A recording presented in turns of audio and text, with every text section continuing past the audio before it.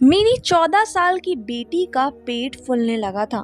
जब डॉक्टर से चेक करवाया तो पता चला कि मेरी बेटी गर्भवती है। एक रात मैं अपनी बेटी की जगह उसके बिस्तर पर सो गई तो उस रात पता चला कि मेरी बेटी का सगा पंजाब के एक गांव की सच्चा कहानी सुनकर आपके होश उड़ जाएंगे। जहां 14 साल की बच्ची को भी नहीं छोड़ा जाता था। मर्द और बच्चे कोई भी हो या फिर किसी भी उम्र के बच्चियों के साथ ऐसी घिनौनी चीज करते हैं सिर्फ अपनी प्यास बुझाने के लिए, जिसे सुनकर आपके रूह कांप जाएंगे। मेरी 14 साल की बेटी का पेट फूलने लगा था और मैं देखकर डर गई थी कि पता नहीं क्या है। मेरी बहू कहने लगी कि हम इसका चेकअप करवाते हैं और मैं दिल ही दिल में ये मना रही थी कि ऐसा ना हो जिससे लोग हम पर थू थू करें। डॉक्टर के पास गई तो डॉक्टर ने देखते ही बोल दिया कि आपकी बच्ची पेट से है और इसे करीब 5 महीने हो चुके हैं। ये सुनते ही मैं तो सदमे में आ गई। तन्नू के देखा तो उसके चेहरे पर कुछ ऐसी बात नहीं थी जिसे देखकर लगता है उसके साथ किसी ने कुछ किया हो। बेटी को अब मैं सबसे छुपा कर रखती थी, क्योंकि अगर किसी को पता चल जाता या कोई भी देख लेता तो हम सब का जीना मुश्किल हो जाता। मैंने बहू से कहा था कि ये बात किसी को भी ना बताएं, जल्दी में कोई ना कोई हाल निकालते हैं, क्योंकि इस तरह तो गुजारा नहीं हो सकता। मेरी बहू मेरी बात समझ चुकी है। उसने मुझे वादा किया कि वह तन्नू के बारे में किसी से कुछ नहीं कहेगी। मुझे अपनी बच्ची के लिए हर वक्त डर सा लग रहा था। एक दिन मैंने अपनी बेटी को स्टोर रूम में सुला दिया और खुद उसके कमरे में सो गई, ताकि पता तो चले कि कमरे में कौन आता जाता है या फिर किसी ने बाहर से ही आया हो। मुझे उसके बिस्तर पर पड़े कुछ ही वक्त बिता था कि कदमों की आहट सुनकर मैं चौंक गई, क्योंकि मेरी बेटी के साथ ये सब करने वाला कोई और नहीं बल्कि उसका सगा। मेरा नाम सुमन है। मेरी उम्र 21 साल थी जब मैं ब्याह कर ससुराल आ गई थी। मेरी 2 संतान थे। पहला तो शादी के तुरंत बाद मिल गया, जो लड़का था। मुझे बेटी का बहुत शौक था। मैं चाहती थी कि मेरी एक बेटी हो, मैं उसके नखरे उठाऊं, उससे बातें करूं। मेरी बेटी नहीं थी। मेरे पति कई बार मुझे बोल चुके थे कि ये तो भगवान की देन है, तुम परेशान क्यों होती है। अगर हमारे नसीब में बेटी का प्यार हुआ तो बेटी मिल जाएगी, वरना जो भगवान चाहे। हर काम में कोई ना कोई मतलब छुपा होता है। हो सकता है इसी में भलाई हो। उन पर विश्वास रखना सीखूं।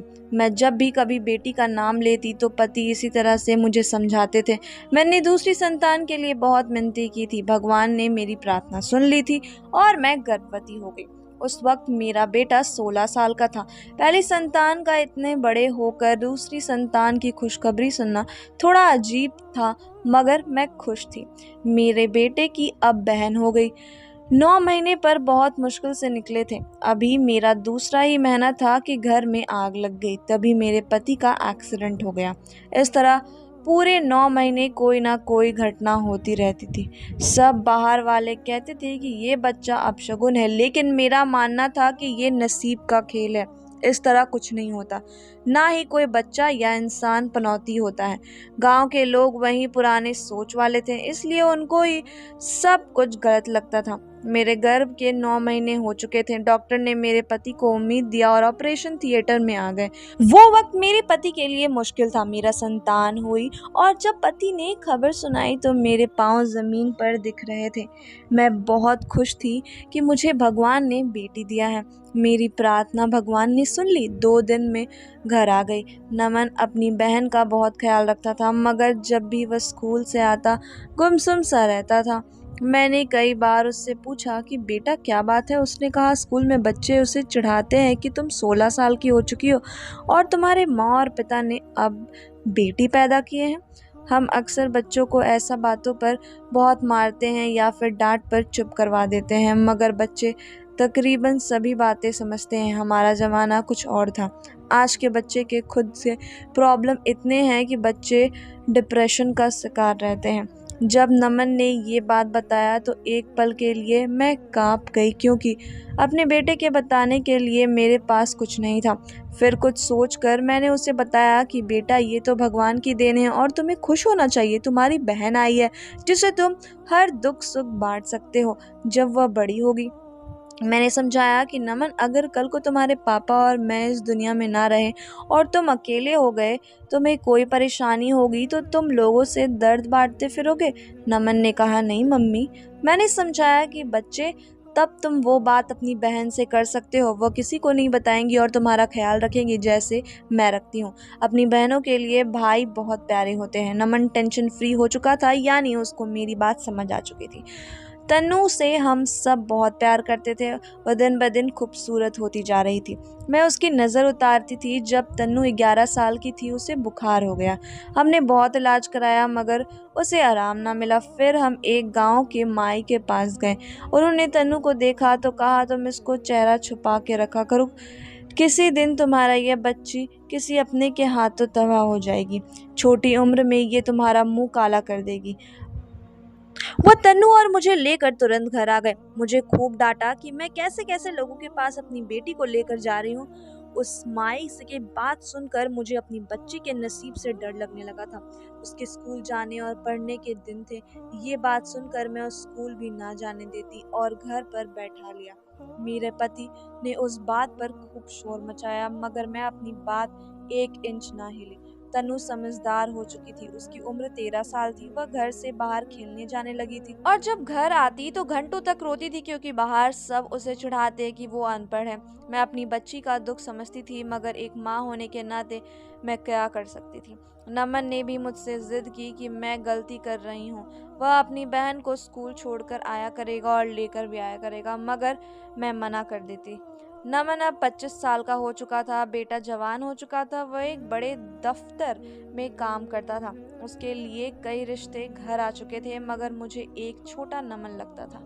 मुझे रिश्तेदारों ने कहा कि बेटे की शादी जल्दी कर लो, वरना ऐसा न हो कि वह बिना बताए शहर में कहीं छुपकर शादी कर ले।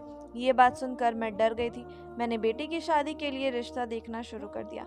जब नमन को पता चला तो उसने भी कहा, माँ, अब आप जब कहोगी मैं कर लूँगा, जहाँ कहोगी करूँगा। मेरे पति की तबीयत खराब रहने लगी थी। बेटे का रिश्ता गांव में ही एक बिना पढ़ी लिखी लड़की से तय कर दिया।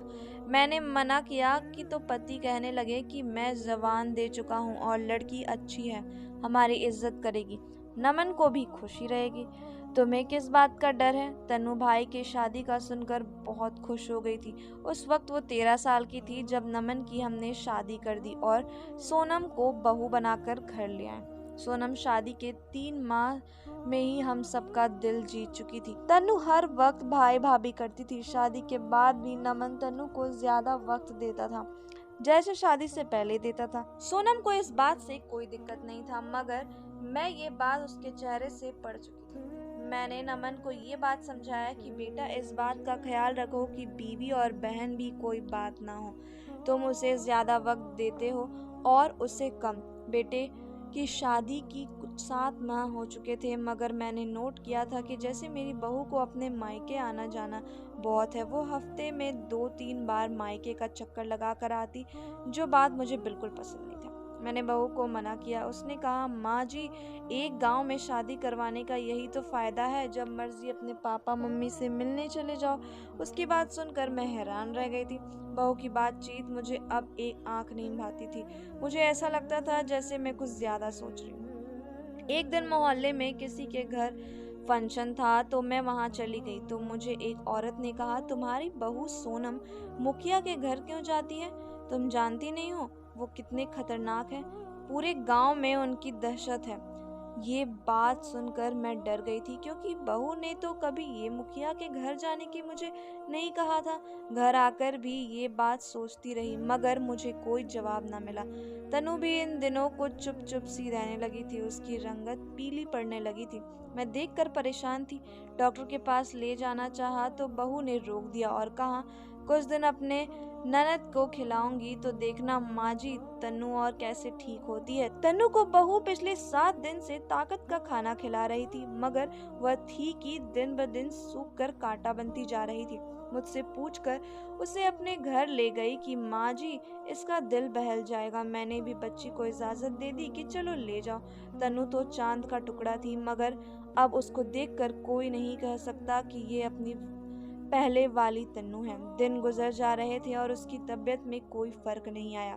मैंने कई बार पति से बात किया तो कहने लगे शहर ले चलते हैं जिस दिन नमन घर आता है। 10 दिन के बाद नमन घर आने लगा था। दफ्तर का शायद काम बढ़ चुका था। तन्नू का जन्मदिन आने लगा वाला था। वह पूरे 14 साल के होने वाली थी। उसके जन्मदिन में 1.5 महीने रह गए थे। मैं और मेरे पति बहुत खुश थे, मगर तन्नू पहले ही तरह अपने जन्मदिन का सुनकर खुश नहीं थी। वो थोड़े गुमसुम सी रहने लगी थी। कई बार मैंने देखा कि मेरी बहू उसे स्टोर रूम में ले जाती है और काफी देर बाद वहां से निकालती है। एक दिन जब मैंने बहू से पूछा तो कहने लगी माँ जी मैं तो उसका ध्यान बटाने के लिए पुरानी चीजों को दिखाती हूँ। मेरा दिल हर वक्त घबराता रहता है। तन्नू को पेट बड़ा होता जा रहा था। देखने वालों को लगता है जैसे वह पेट से है और उसे 7वां 8वां महीने लगना है। तन्नू का फुला पेट देखकर मैं डर गई। मैंने बहू से कहा कि तुम बच्ची को अक्सर अपने घर लेकर जाती हो, वहाँ कुछ हुआ है? तो उसने मुझसे कहा कि आप मुझ पर आरोप लगा रही हैं। जब से इस घर में आई हूँ मैंने उसे अपनी बहन समझा है। मैंने ये बात उससे कहीं भी करने से मना किया था। तन्नू से कुछ पूछती तो बस ऐसे ही देखती रहती, कुछ जवाब ही नहीं देती। अगर ये बात घर से बाहर चली जाती तो ना जाने पूरे गांव में हमारी इज्जत की कैसी धज्जियां उड़ती। पति तो मुझे जिंदा ही गाड़ देते। मेरे लापरवाही की वजह से ये सब कुछ हुआ। मैं और मेरी बहू उस रात के बाद तन्नू को डॉक्टर के पास लेकर गई तो उसे देखते ही डॉक्टर ने कह दिया कि आपकी बेटी गर्भवती और 1 आध महीने में उसका बच्चा होने वाला है। मैं ये बात सुनकर सदमे में आ चुकी थी। मैंने डॉक्टर से कहा कि आप एक बार टेस्ट तो कीजिए, तो वो गुस्सा हो गए। क्या आपको मेरी बात पर यकीन नहीं है? क्या डॉक्टर आप हैं या कहाँ ना आपकी बच्ची पेट से है? पहले ध्यान नहीं देते, जब संतानें ऐसे काम करते हैं तो डॉक्टर का झूठो बोलते हैं। डॉक्टर ये बात कहकर चली गई। मैं वहीं सर पकड़कर बैठ गई। इसके बाद हम घर आ गए और तन्नू ने उसको बात ज्यादातर कमरे में रखते थे। नमन जब भी पूछता उसको मैं झूठ बोल देती और अपने पति से भी कहती कि वो अपनी मौसी की तरफ रहने लगी है। कुछ दिन बाद लौट आएगी। बहू बहुत खुश थी क्योंकि नमन उसे शहर लेकर आने वाला था। उसने मुझसे कहा अब वैसे मेरा गुजारा नहीं है, सोनम को मैं लेकर शहर जाऊंगा, कुछ दिन बाद आपसे मिलने आता रहूंगा। मैं तो रो रही थी कि बेटा बीवी को लेकर अलग हो चुका है और तन्नू मेरी इतनी खूबसूरत बच्ची को पता नहीं किसकी नज़र लग गई। इतनी छोटी उम्र में गर्भवती हो गई। मैंने कई बार तनु से सच पूछा, मगर वह सिर्फ दिमाग से सुनती रहती और कुछ ना कहती।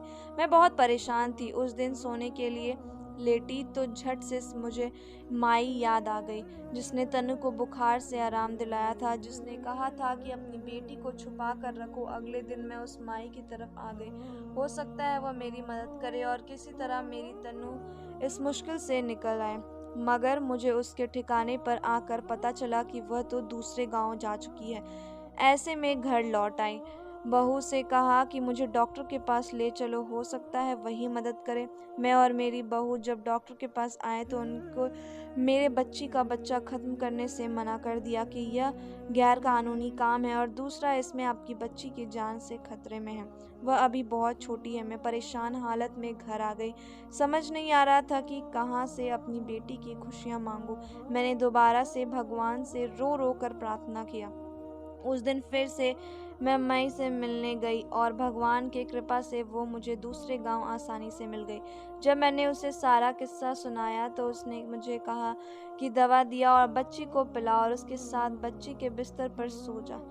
तुझे पता चल जाएगा कि तेरी बच्ची कैसे गर्भवती हुई है। मैंने कुछ साल पहले तुझे कहा था कि जब बच्ची पर ध्यान रखो। तूने मेरी बात नहीं मानी, अब भुगत रही हो ना। मैं घर आकर तनु को दवा पिला दी और उसे बहू से छुपा के स्टोर रूम में सुला दिया और खुद जाकर उसके बिस्तर पर सो गई। आधी रात गुजर चुकी थी। मेरी तनु की तरफ ध्यान था। पता नहीं ठीक होगी या नहीं। अगर किसी को पता चल गया तो क्या होगा। और कल को बेटा बहू भी शहर चले जाएंगे। मैं इसी सोच में गुम थी कि कमरे में कदमों की आहट सुनाई दी। मैं अभी लेटी ही थी कि कुछ ही मिनट के बाद कमरे में धुआं फैलना शुरू हो गया, जो मेरे दिमाग को चढ़ा तो है। तुरंत चौंक कर उठी।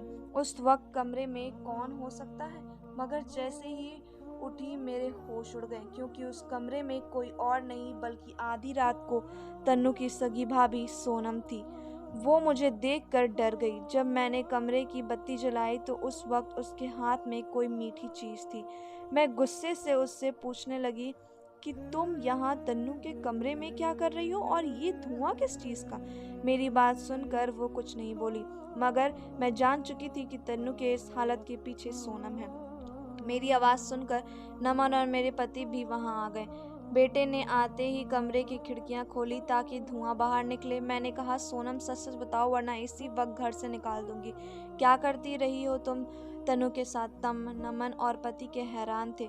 मुझे कहने लगे, क्या हो गया है आपको? वो ऐसा क्यों करेगी? मैंने उन दोनों को चुप करवाया दिया और कहा कि सच बताओ वरना इसी वक्त घर से निकाल दूंगी और तुम्हारे माँ बाप को तुम्हारी करतूतों को बता दूंगी। ये सुनते ही सोनम कहने लगी कि चांदनी की इस हालत की जिम्मेदार मैं हूँ। ये सुनते ही मेरे कदमों तले से जमीन निकल गई। वो हमारी बेटी की खूबसूरती से जलती थी। वह रोज मुखिया के घर कोई दवा लेने जाती थी और वहाँ धुआं रोज रात को उसके कमरे में करती, जिससे तन्नू बीमार पड़ गई। नमन ये सुनकर बहुत गुस्सा हुआ और जे भी उसने तन्नू के बारे में पूछा तो मैंने उसे स्टोर रूम को बताया। वो बहन को उसे जब रूम से लेकर आया तो उसके फूले पेट को देखकर डर गया, मगर ये बात जान चुका था कि उसकी बीवी ने क्या किया है। मेरी मासूम बच्ची की जिंदगी तबाह कर दी। नमन सोनम को तुरंत घर से निकाल दिया। अगली सुबह बेटे के साथ बच्ची को हॉस्पिटल लेकर गई। डॉक्टर ने कहा कि आपके बच्ची को कुछ जहरीला दिया जाता रहा है, जिससे उसका शरीर फूल चुका है, लेकिन आप चिंता ना करें, आपकी बच्ची ठीक हो जाएगी। उनकी वजह से हुआ है। पति को लगा कि ये सब कुछ उनकी वजह से हुआ। अगर उसको घर की बहू ने बनाते तो आज उनकी बेटी ठीक होती। तन्नू को 2 महीने से इलाज हो रहा था और मैं उस डॉक्टर के पास गई थी जिसने बिना टेस्ट किए मेरी बेटी को गलत कहा था और उसे खूब सुनाया कि तुम जैसे डॉक्टरों की वजह से लोगों को जिंदगियां खत्म होती हैं। अगर तुम सब टेस्ट कर लेते तो शायद मेरी बच्ची की हालत ऐसी नहीं होती। डॉक्टर ने मुझे से माफ़ी मांगी। तनु अपनी हालत से गुजर चुकी थी जिसका उसके दिमाग पर असर हुआ था। किसी से बात भी नहीं करती थी। मैंने माई से भी चांदनी का इलाज जारी रखा था। मेरी बहू की आंखें जलन से इतनी अंधी हो चुकी थी जिसे मेरी बेटी की मासूमियत भी नज़र नहीं आई कि एक 14 साल की बच्ची से क्या खतरा हो सकता है। वह तो भाभी भाभी कहती थी। मैं और पति बहू को माफ़ कर चुके थे, मगर मेरा बेटा उसे माफ़ करने को तैयार नहीं था। उसकी बहन ने उसकी पत्नी को इतनी तकलीफ़ बर्दाश्त की थी। जलन इंसान को खा जाता है और इंसान को वही मिलता है जिसकी वह कोशिश करता है, और वह मोहब्बत कमानी पड़ती है। धन्यवाद दोस्तों।